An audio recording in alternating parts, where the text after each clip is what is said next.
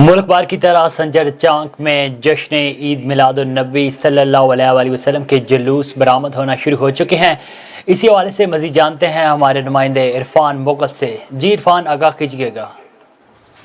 जी बिल्कुल, संजय चांग में भी जश्न ईद मिलादुन्नबी सल्लल्लाहु अलैहि वसल्लम का जुलूस संजय चांग गोशिया जामा मस्जिद से होता हुआ बशराबाई के मुकाम पर पहुंचा, जहां सरकार की आमद की आवाज़ गूंज उठी। सरकार की आमद मरहबा, आका की आमद मरहबा, जिसमें साईं उमर जान फारूकी ने खिताब फरमाया और SHO शकील अहमद जमाली की सख्त सिक्योरिटी रैली को फुल प्रूफ सिक्योरिटी दी। इरफान मुगल, A1 TV, संजय चांग।